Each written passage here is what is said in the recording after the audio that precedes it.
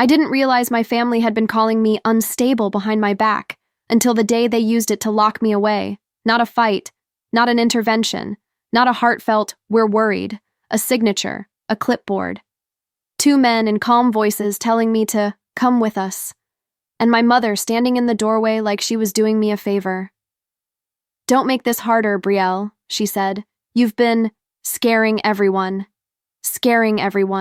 because I cried after a 28-hour shift. Because I stopped answering calls at midnight. Because I finally said one sentence they couldn't control. I'm not paying for this anymore. Before I get into it, tell me where you're listening from, city, country, wherever you are. Drop it in the comments so I know I'm not the only one who's been labeled the problem just for refusing to be the solution. My name is Brielle Dawson, and I'm a physician.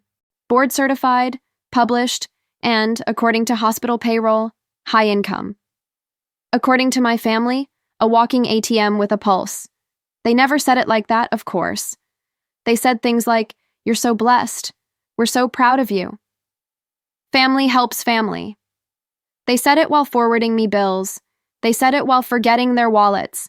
They said it while calling me dramatic anytime I asked a question that started with why. And when I finally stopped helping, that's when they decided I must be mentally ill. It started quietly, the way these things always do. Subtle, reasonable. Wrapped in fake concern. I'd always been the dependable one. Not because I had endless energy, but because someone had to be responsible, and my parents made sure it wasn't them. My father, Grant, was the kind of man who turned stress into silence. He would stare at a wall when conflict entered the room like if he didn't look at it, it didn't exist. My mother, Celeste, was different. She didn't avoid storms. She managed them. She could cry on command, smile through teeth, and weaponize worry like a professional sport. And then there was my younger brother, Evan, the family's golden boy who never found his path, but always found my credit card. I paid his rent temporarily for 3 years. I covered the small gap in my parents' mortgage when my dad hit a rough patch. I replaced the water heater.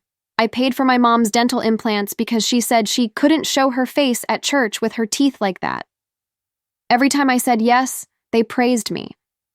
Every time I hesitated, they guilted me. And when I finally started saying no, they didn't get angry at first. They got strategic. It was after one of the hardest months of my career. There was a patient I couldn't save, a young woman, a situation that spiraled too fast, the kind of loss that sits in your chest and doesn't move. I didn't tell my family details. I just told them I was tired. "I'm not doing great," I admitted on a Sunday call, thinking, stupidly, that honesty might create tenderness. My mother's voice softened instantly. "Oh, honey, are you sleeping?" "Not really." "And you've been stressed?" "Yeah." "Have you been crying?" I hesitated. "Yes." There was a pause. Not sympathy, calculation. "I knew it," she whispered, like she'd been waiting for the words. That night, Evan texted me. "Evan, Mom's worried about you." Me, "I'm fine, just exhausted." Evan, "She thinks you might be having a breakdown." Me, "A breakdown. I'm grieving, like a human being." No reply. The next day, my dad called me during rounds, which he never did, and left a voicemail that made my stomach drop. "Brielle, your mom is really concerned. Maybe you should take a leave. Just get help. It might be time." Time. Like they'd been circling a date on a calendar. At first, I didn't connect it. I told myself they were clumsy, not cruel. I told myself they cared in their own dysfunctional way. Then, 2 weeks later, I got an email notification from my bank. "New authorized user added, Evan Dawson." My hands went cold. I never added him. I never even discussed it. I called the bank immediately, voice low, professional, controlled. "Hi, I'm seeing an authorized user added to my credit account. I did not approve this." The representative verified my identity and then said something that made my throat tighten. It was done in person at our branch. The person had documentation and a signed consent form. Signed, consent, my name, my signature. Except it wasn't mine. I drove to the branch on my lunch break, heart pounding in a way I hated, because it felt like panic, and panic was what my family was trying to paint me with. The manager met me in an office and slid the form across the desk. It was a clean copy, my name printed, my signature at the bottom. The signature was close enough to fool someone who didn't know me, but I knew me, and I knew exactly who did this. I walked out of the bank, got into my car, and stared straight ahead for a full minute before my hands started shaking. Not from fear, from betrayal. I called Evan. He didn't answer. I called my mother. She did. "Oh, honey," she said immediately, sugary and calm. "What's wrong?" "I just found out Evan is an authorized user on my account." A pause.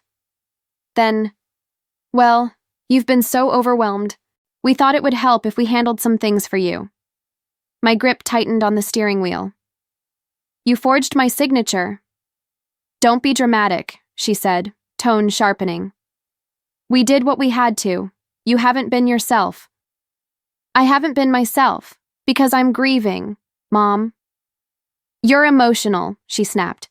"And emotional people make reckless decisions. We're trying to protect you." Protect, that word. I'm removing him today, right before they took something. Silence. Then my mother's voice went soft again, like she was smoothing a blanket over a coffin. "Brielle, please don't do this. Your brother is finally getting stable." "Stable?" I laughed once. Sharp. "Stable on my money." "You're spiraling," she whispered. There it was. The first time she said it out loud. Not, "You're stressed," not, "You're tired," spiraling, a diagnosis made out of annoyance. I swallowed, forced my voice steady. "I'm done. Evan is off my accounts, and I'm not paying for anyone's bills anymore." My mother exhaled like she was exhausted by me. "I knew this was coming," she murmured. "I told your father you were getting worse." I felt my stomach drop. "What did you tell Dad?" "That we need to be prepared," she said gently, "because you're not safe right now." Not safe. I could practically hear her building the story. I hung up and sat there in my car, staring at the steering wheel until the leather blurred. And that was the moment I understood something I wish I'd understood years earlier. My family didn't fear my sadness. They feared my boundaries, because boundaries meant the money stopped, and when the money stopped, they needed a reason to make me the villain. That night, I did what any rational person would do. I secured my accounts. I froze my credit. I removed every authorized user. I changed passwords, set up two-factor authentication, contacted my hospital's legal aid. I even called my mother back and left one calm voicemail. "Do not touch my finances again. If you forged my signature, that's fraud. I will handle it legally if I have to." Calm, clear, reasonable, which is exactly why, the next morning, when I stepped out of my apartment building, they were already waiting. 2 men in neutral clothing, a woman holding a folder, and my mother, standing off to the side, eyes glossy like she was the tragic hero of her own movie. "Brielle," she said, voice shaking, "please just cooperate. This is for your own good." I looked at the woman with the folder. "What is this?" She spoke gently, professionally. "Ms. Dawson, we have paperwork for an emergency psychiatric evaluation." I blinked. "What?" My mother stepped forward, wringing her hands. "Sweetheart, you've been unstable. You threatened legal action. You're paranoid. You're not sleeping. You're isolating. And we can't just watch you destroy your life." My jaw went tight. "I didn't threaten legal action. I stated a fact." The woman flipped a page. "Your family reported concern for self-harm and erratic behavior." My blood turned to ice. "Self-harm?" I repeated. "That's a lie." My mother's eyes shimmered. "Brielle," she whispered, like I was already gone. "Please don't fight us." I turned to her, voice low enough that only she could hear.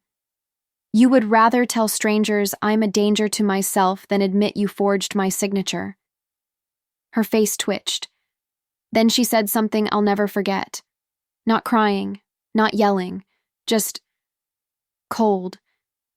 Don't make me look bad. And in that moment, I finally saw the truth.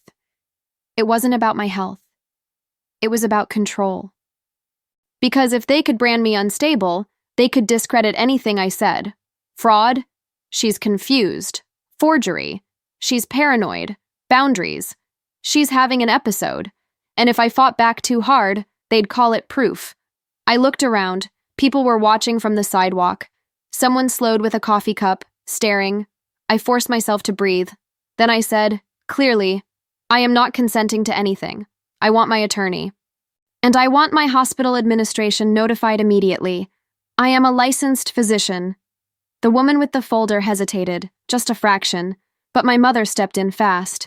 She's manipulative, she said, voice breaking perfectly. She knows how to talk. That's what she does. But at home, she's not okay. I stared at her, at my own mother, lying with tears like a weapon. And then, before I could say another word, one of the men stepped closer. Ma'am, we're going to need you to come with us. My throat tightened. I didn't scream. I didn't fight. I did the only thing my family never expected from me. I smiled, not because it was funny, because I suddenly understood exactly how this would end. Okay, I said softly. I'll come. My mother's shoulders dropped in relief, like she'd won. And I watched her relief and thought, you have no idea what you just started. Because here's what they didn't know yet. Hospitals don't play when a doctor is forcibly detained under suspicious circumstances. Banks don't play when signatures are forged. And I don't play when someone tries to steal my life to keep stealing my money. So I walked with them. I let the doors close behind me. And as the lock clicked, I made myself one promise. I will walk out of here with my name intact, and I will make sure they never touch me, or my money again. I didn't cry when the doors locked behind me. That surprised the nurse more than anything else. Most people do cry or shout or argue. They plead, demand phone calls, insist there's been a mistake. I'd seen it before, in patients brought in under questionable circumstances, eyes wide with panic, voices cracking. But I didn't do any of that. I sat down, folded my hands in my lap, and watched. Because the moment I stepped into that psychiatric unit, something inside me shifted from fear to focus. They took my phone, logged my belongings, asked routine questions in soft, rehearsed voices. Are you having thoughts of harming yourself? No. Are you hearing voices? No. Do you feel unsafe at home? Yes, I said honestly, because my family is trying to control me. That made the intake nurse pause. She looked up, studying my face, not the way my mother did, not hunting for weakness, but searching for incongruence. I met her gaze calmly. I'm a physician, I added, and I know how this looks, but I also know how false reports work. She didn't respond, just nodded and kept writing. They placed me in a private room, white walls, a bed bolted to the floor, a small window that didn't open, the kind of room meant to quiet chaos. I lay back and stared at the ceiling, letting the quiet settle. And then I began to plan. The first evaluation came 4 hours later. A psychiatrist I didn't know introduced himself, sat across from me, and said, "Your family reports sudden mood changes, paranoia, and financial impulsivity." I almost smiled. Did they also mention I removed unauthorized access to my bank accounts? I asked. He blinked. No. Did they mention the forged signature? I continued. Or the fraud report I filed? He leaned back slightly. No, he repeated. They did not. Then you're missing context, I said evenly. And context matters. For the next hour, I answered every question with precision. Dates, times, names, documentation. I explained my work schedule, the patient I lost, the grief, the boundary I set, the fraud, the forced narrative shift. I didn't raise my voice. I didn't cry. I didn't defend myself emotionally. I treated it like a deposition. At the end, the psychiatrist closed his folder slowly. "You're very composed," he said. "I have to be," I replied, "because if I show emotion, It gets labeled. He nodded once. I'm going to review your file more thoroughly, he said, including the paperwork that authorized this hold. When he left, I exhaled for the first time since arriving. That night, another patient down the hall screamed for hours. Someone else sobbed quietly. A TV murmurs somewhere, looping the same news headlines. And in that strange, fluorescent-lit stillness, something crystallized inside me. My family didn't think I'd survive this with my dignity intact. They thought I'd break. They thought sadness would become evidence. They were wrong. The next morning, I requested legal counsel. That's when things started to unravel, because hospitals don't like liability. And nothing raises red flags faster than a competent, calm, well-documented physician claiming false psychiatric commitment tied to financial abuse. By noon, a hospital attorney had spoken to me. By evening, my bank had confirmed the forged signature in writing. By the next day, the psychiatrist returned, not with questions, but with a decision. We're lifting the hold, he said plainly. There's no clinical justification to keep you here. I assumed as much. I nodded. He hesitated, then added, I'm sorry this happened to you. So was I. But I wasn't done. When I walked out of that facility 48 hours later, my mother was waiting in the parking lot. She looked relieved, almost triumphant. Oh, thank God, she cried, rushing toward me. I was so worried. I stopped 3 feet away. Don't touch me, I said calmly. Her hands froze midair. I did this to help you, she whispered. You were spiraling? No, I cut in. You did this because I stopped paying. Her face hardened. You're being unfair. No, I said again. I'm being accurate. I handed her an envelope. She frowned. What's this? Copies, I said, of the fraud report, the bank investigation, the hospital's internal review. Her color drained. You involved lawyers, she hissed. I involved truth, I replied. Lawyers follow naturally. She reached for my arm. Brielle, please, you're overreacting. This will ruin our family. I looked at her, really looked, at the woman who had chosen to label her daughter unstable rather than lose financial access. At what cost? I asked quietly. She didn't answer, because she already knew. In the weeks that followed, everything collapsed. My brother was removed from my accounts permanently. The bank pursued charges. The hospital filed a report against my mother for false claims. And the family narrative, the one where I was fragile, dramatic, unreliable, started cracking under paperwork and timelines and signatures that didn't lie. My father called once. I didn't know, he said softly. You didn't ask, I replied. And then I blocked his number. I didn't do it out of anger. I did it out of clarity. Because here's the truth they never expected me to learn. You don't need to scream to be heard. You don't need to explode to take power back. Sometimes the strongest thing you can do is stop saving people who are perfectly comfortable drowning you. They called me unstable, but the moment I stopped helping them, I became dangerous. And that was the moment I finally understood. I was never broken. I was just valuable. And once I took that value away, they had nothing left to stand on. If this story feels familiar, you're not alone. And if you've ever been labeled too emotional the moment you set a boundary, that label says nothing about you, and everything about what they were afraid to lose. Months passed, quiet months, clean months, the kind of silence that isn't empty, it's intentional. I went back to work slowly at first. Colleagues treated me the same, which meant everything. No whispers, no pity, just respect. Patients trusted me. Administrators backed me. My reputation never cracked, because it had never been built on their opinions in the first place. The calls stopped. The messages stopped. The requests definitely stopped. Without my money smoothing their lives, my family had to face themselves. And apparently, they didn't like what they saw. I heard through a cousin that my brother had maxed out his cards. That my mother had tried to explain away the hospital incident as a misunderstanding. That she cried to anyone who would listen about how her daughter had changed. They were right. I had, but not in the way they told the story.